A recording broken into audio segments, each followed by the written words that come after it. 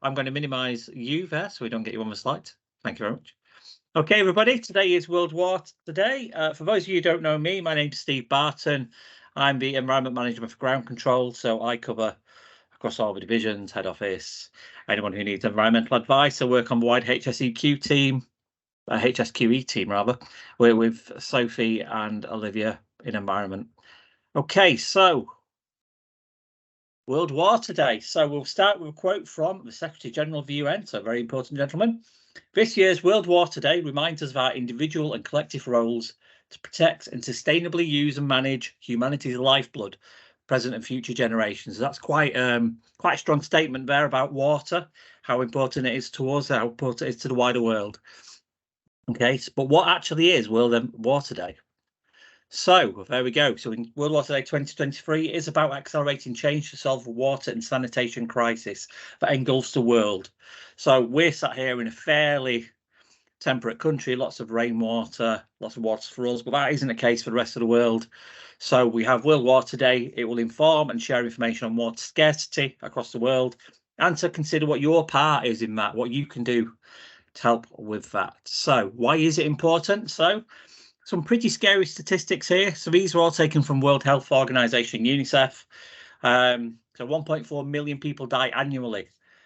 That's quite a lot of people. That's about the size of Greater Manchester, well, about Manchester as a city. That's the number of people that die annually, and 74 million will have their life shortened by disease related to poor water and sanitation and hygiene. 1 in 4 people, a quarter of people in the entire world, that's 2 billion people worldwide, lack safe drinking water. So that's more than the population of China. And almost half of the global population of 3.6 billion people there lack safe sanitation. Okay, you just think these numbers are absolutely staggering there. And 44% of household wastewater is not safely treated. So we assume our wastewater goes to United Utilities, Severn Trent, Thames Water, whoever, it's treated, returned to the environment. But across the world, 44% of that water is not treated to a usable standard. And global water demand is projected to increase by 55%.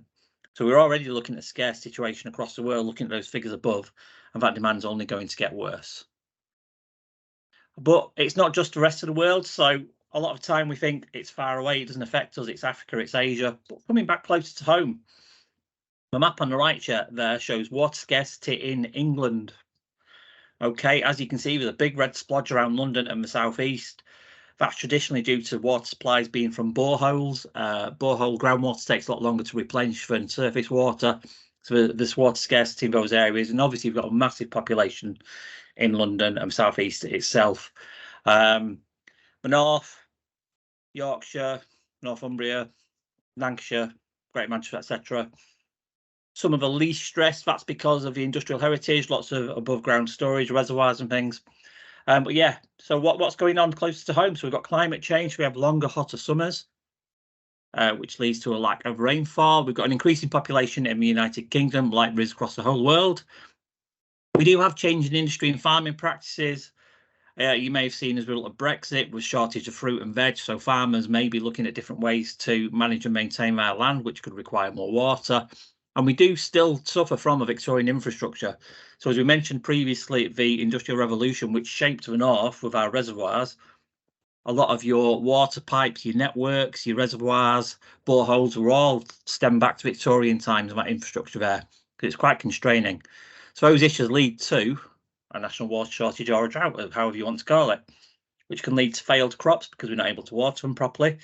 You've got wildlife and habitat loss, so that's from dry rivers, streams, lakes dropping down, reservoirs falling really low.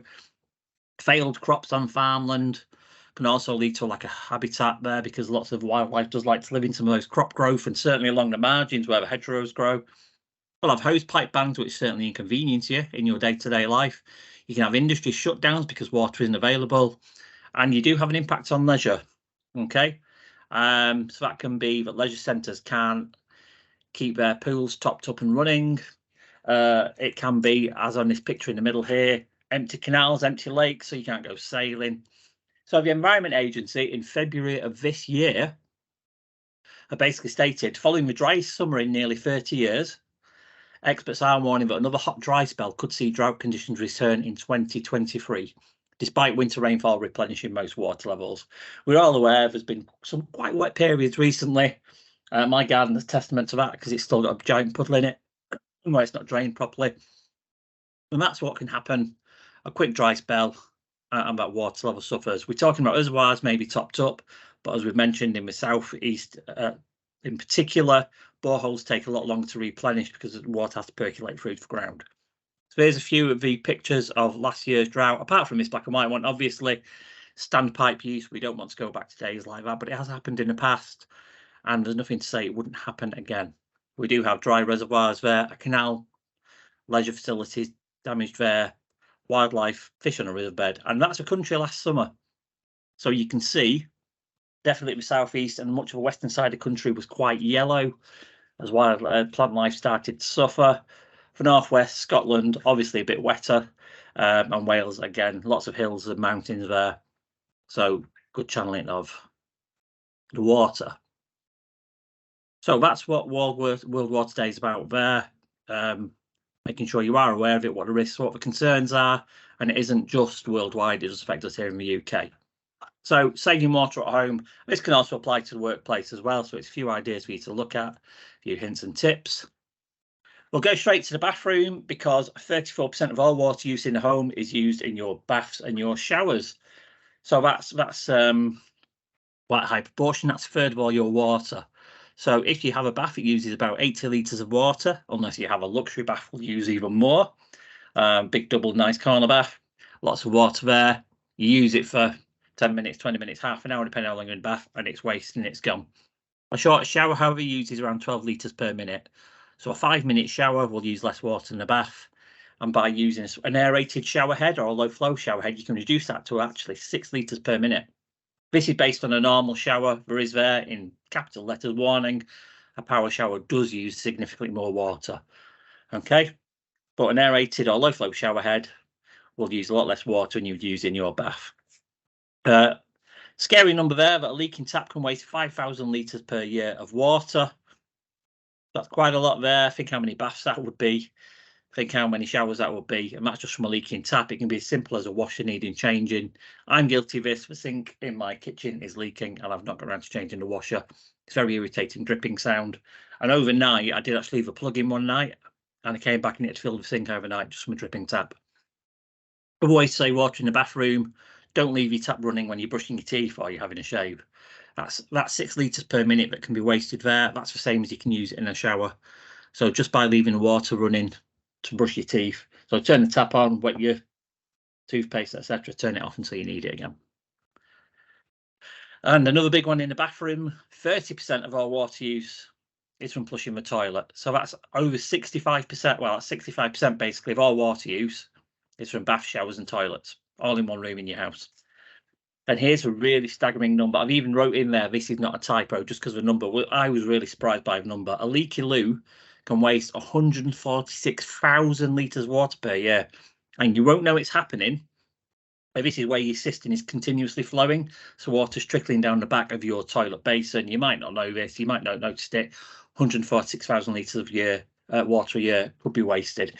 If you want to find out if that's happening, an easy way to do it is drop a bit of food dye into your cistern, come back in a few hours and see if that colour's made it through to the toilet. If it has, your cistern is leaking. It's normally just due to the settings, the way your ball cock's working, etc. So how can you save water in the bathroom apart from fixing your loo? A dual flush system. Most modern toilets have dual flush systems now, and this can reduce your water per flush from 13 to 6 litres per flush. You do still have a big flush button in case you need it, but more often than not, your smaller flush is absolutely adequate for that.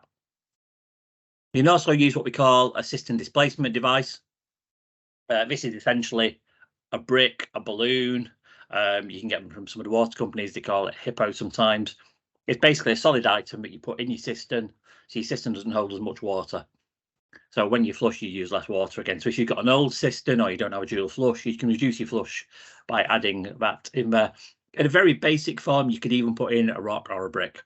All it is an object to reduce the capacity of your cistern water, and that will save up to 5,000 litres per year. If you speak to your local water company, they used to give these out free to customers upon request. Whether that's still happening, unfortunately, I don't know. I did try to speak to a couple of people at local water companies, but they were a little bit ambiguous with their answers. Okay, moving on from the bathroom, the scary figures in the bathroom, water in the kitchen. Okay, we spend a lot of time in the kitchen, cooking, drinking, cleaning. First one there, keep a chilled bottle of water in the fridge. I'm guilty of this. If I want a drink of water or I'm making a cordial, I'll run the tap first to make the water cold. We're an absolute waste of water. So keep a chilled bottle in the fridge or a jug. You can get fridges with water coolers built in as well if that suits. And the other thing there, if once you get to the bottom of your drink, if you left a little bit, don't just pour it down the sink, pour it on your plants. When you are cooking as well, please consider putting a lid on. It's really easy to leave a lid off your pan of boiling broccoli, but if you put a lid on, firstly, the words food cooks quicker, using less energy, which is very relevant in this day and age. But it would also stop you from having to top up the water. So if, like me, you always put too little water in when you're doing pasta, putting a lid on keeps that in there. It doesn't evaporate away. It evaporates against the lid and runs back into the pan. And again, once you finish cooking, let that water cool and you can use it on your garden plants. And one here that I'm very definitely guilty of is filling a kettle with only what you need. I drink far too much tea, so I tend to fill my kettle quite full and just keep heating it up. Again, not energy efficient, but also at the end of it, I'll pour away any water that's not used if it's been in there a bit too long. I won't put fresh water in. So only fill the kettle with what you need. Washing machines, dishwashers, definite users of large amounts of water. So learn your washing machines more energy efficient cycles. The manual would tell you what those are, and add extra items to make the most of your load. So if you fill your washing machine, you've probably got a 7 kilogram or thereabouts limit. You've probably never put that much in it. Just a couple of extra jumpers in or t-shirts just to maximize your load and stop you doing an extra wash later on. With your dishwasher, don't worry about pre-rinsing your dishes, okay? Just scrape them off. That with modern detergents and the way dishwashers work, that should be enough. A lot of people go into the habit of pre-rinsing in the sink. That water rinses your plate straight down the sink and it's wasted. If you're doing hand washing in the sink, please use a bowl or put a plug in. My kids are the worst in the world for this. If I ask them to wash the pots, they will just run the tap without a plug in and squirt fairy liquid all over the place. So please, consider putting a bowl in there. And again, like we mentioned with showers, you can use a tap aerator. So what this does, it still keeps a standard pressure, a good pressure of your water. But as you can see, and the picture on the left actually shows all the bubbles in the water. So it feels like the same pressure, but you're using half as much water. On to the garden. Okay, the first one's going to be controversial because who doesn't like a nice green lawn? But don't water your lawn. Yes, it will go brown, it will go yellow. If you've ever had that happen, the first drop of rain on it and it's back up and growing again. It will recover itself. It doesn't need copious amounts of water on it. Get back to a standard. It grows like that. It can self-regulate. Okay. Avoid using sprinklers and hose pipes where you can, because they can use 1,000 litres of water per hour. We're talking about the volumes involved in showers and baths, but sprinklers use a lot more water per hour than those ever will. But if you do use a hose, you can add a trigger handle to stop water being wasted. That goes for the home. It goes across when you're on site as well. I've been out on site visits and seen a hose pipe running, and it's really frustrating. Turn it off or stick a trigger handle on it so you don't have to walk back to where the tap is. That will control your flow and save water. And if you can water your plants with a watering can, that will definitely reduce water use over using a hose or a sprinkler, and it's also more easily targeted, so you're not wasting water just squirting all over the soil. You can actually reach the plant in particular you're trying to water. And one thing here, watering early morning or in the evening. This reduces evaporation, so you don't need to put as much water on to start with. Nothing worse than watering a plant in the sun and you look at it 2 minutes later, it looks bone dry. You put more water on. That shouldn't happen in cooler weather. If it's overcast, it should be okay as well. But definitely early morning and evening are the best time to water your plants. How true it is, I don't know. I was also told if you water in sunlight, it can scorch the plants. I'm sure someone in this company will be able to correct me or advise me on that. Using mulch and bark can reduce your evaporation by up to 75%. So that will trap rainfall. It will cold watering that you have poured on as well. So definitely reduces the amount of water that's needed. You can get hydrogels as well.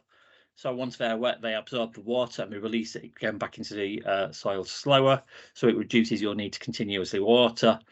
And if you have the option, plant drought-resistant plants to reduce water need.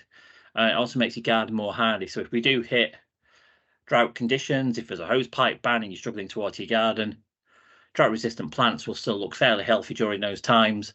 I've got part of my garden which is always in shade, so I've got drought-resistant plants in there anyway, because they just naturally hard it and I don't have to worry too much. And the big one for gardens, which I'm sure people will consider, is reusing water. So rainwater harvesting. Very simple. Use a water butt, or if you really feel like it, leave a couple of buckets out in the rain to collect water from the rooftops, from rainfall itself, and these can be plumbed into a downspout. So all the water that runs off your roof, down the pipe and into the water butt. I had a water butt for many years that I got free of my local water company. I never plumbed it in, I just used to leave the lid off. And after a rainfall, I was always staggered by how quickly it filled up, and I use that to water plants in my garden. And if you are more technically capable and fancy a bit of DIY, you can divert your downspouts direct into the flower bed. Your own little irrigation system into the shrubberies or your vegetable patch. It's rainwater. It's as clean as rainwater is going to be. It's not got chlorine in it like your tap water, so it's probably better for the plant life anyway. Grey water harvesting is a little bit different. So grey water harvesting is using what we would consider as dirty water from your house. So water from your sink after you've washed your hands or after you've washed pots, after you've had a shower. So grey water obviously is not going to be used for things that do need clean water, but it can definitely be diverted back into your toilet system. So some modern buildings are starting to use this now. Some construction companies are using it as standard that the toilet system is filled up by grey water that's been lost from elsewhere in the building, as well as rainwater. You can use it for watering plants, but only your decorative type and your grass. If you are going to water your grass, don't use it on fruit and veg because it will have small levels of detergent in it or soap or other items that can be harmful. So yeah, you can grey water harvest. Requires a bit of plumbing know-how, unfortunately, but it's definitely really good use of water. So you get a few uses out of it before it just goes down your sink. The one thing to remember when you're talking about the toilets previously is that is clean drinking water that you're putting down your toilet. So if you had an option here to use grey water, wasn't ideal and had no other use, why would you not do it? Okay. So that's just some tips and hints there of how you can save water around the house. I'd like everybody to have a think about something they could do, maybe make a little bit of a pledge to themselves. That's usually at the core of World Water Day. Make a pledge of a few items you can do to save water per year. If you want to talk to me about them, that's absolutely fine. A little bit of further reading, so when the slides go out, you can click on these. So there you go, UN World Water Day 2023. So a little bit of information about what the day's about. Some of those scary figures we saw at the start of the presentation are in there. WaterWise is an organisation which promotes reducing water use. They used to go out to a lot of trade shows and give away freebies like your water hippos for your cistern. They have been known to do water butts and things, but we're a little bit up and down in the funding as to where they are in terms of that. But the advice and guidance on there is really good. Same with WWF water saving tips. Very similar tips and savings again, along with the Energy Saving Trust on saving water. But if you go to the Energy Saving Trust, it will also obviously help you with energy saving in general, as well as water. Okay. Does anybody have any questions they would like to send my way? You've all been very quiet so far. Yeah, first of all, Steve, a few comments in the chat, several comments about butts, but I would like to clarify those are water butts that are being spoken about, and people about how quickly they fill. And Justine has also shared a link to Anglian Water about ordering a garden kit. And I think it's good that people are quiet when you're talking, because it's good. It means they're listening. So what might be interesting, Steve, is where you ask people about their ideas of things they might do. Some people may have even just been inspired on what you just said. So perhaps if people have been, it might be an opportunity to capture some of that in the chat now. Yep, I will stop sharing and I will come and see what's being said. Stop sharing. There we go. I can see people's faces again. Excellent. And I'll open my chat and see what we're talking about. Brilliant to hear that Anglian Water are doing a garden kit. I say United Utilities used to do them.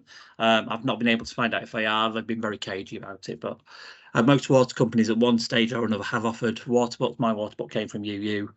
WaterWise, as I say, you catch them at trade show, will often have some items as well that can help you out. Sophie, your water butt filled within a week. We have had some pretty wet weather recently, though. Yeah, but I was, as I said in there, I had a water butt without a lid on. I never plumbed it in, and it was always generally full. Just from the rainfall in that small opening, which was, I don't know, about 2 foot wide. So they do fill quite quickly. if it's any incentive, there's been in the news just today about the amount of spend that is needed to stop to prevent all the pollution that's happening through water companies. Yeah. So and that money is going to come from our water bills. So as with everything else, water bills are going to start to go up very soon as well. So yeah, that's that. If nothing else, to save a bit of cash, as everyone's pretty much on water meters nowadays, yeah, it's definitely worth looking at how you can save water. Yeah, Justine's hand went up then. Justine. Hi Steve, thank you. I just wanted to share with everybody that I managed to get through the post, and if you can see, I've got a little goodie bag that I was sent via Essex and Suffolk Water Living Water, and in my goodie bag I received a shower flow regulator, a shower timer, some tap inserts, a universal plug, a cistern displacement device, a water storing gel, a water stick and a trigger hose gun, all of which were free of charge from the water company to help me reduce my water usage.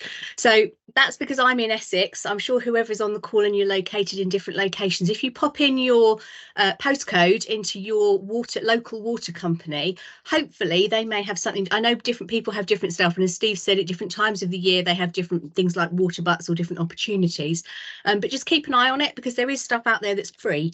So I know, you know, economically we're all a little bit stretched at the moment, so it's lovely to get a goodie through the post, and I'm going to be putting all of mine in this weekend, so very excited. And what's really interesting there, Justine, is a lot of the items you mentioned, or we've just mentioned in there as well. So the same items are being sent out by the water company in your location. That's really good. And it looks like Justine's already inspired. Heather's been busy tapping away and has just ordered her free garden kit. So if we do crash Anglian Water's website now, we'll just apologise later. So can we all say that we live in Billericay office, so we can all get a free kit? Good try. Okay, I don't think you have other questions yet. I think really interesting. What would be really helpful is what I can do is the usual, which is get the video edited, trimmed and loaded. If you wouldn't mind sharing your slides, and if you share them in this chat, Steve, then everybody gets them. It's the easiest possible way to do it. And then the YouTube link will go live for people to be looking at on YouTube, probably about a day. So yeah, and the important thing as well for everybody there, if you do have any questions that you come up with later, drop me a line, send me an email, grab me on Teams, whichever it is. I'm happy to discuss. If you just want to talk about any water saving ideas you might have for our work as well, but why not share them? Let's explore them. Okay, excellent, cool. Thank you very much, Steve. Thank you.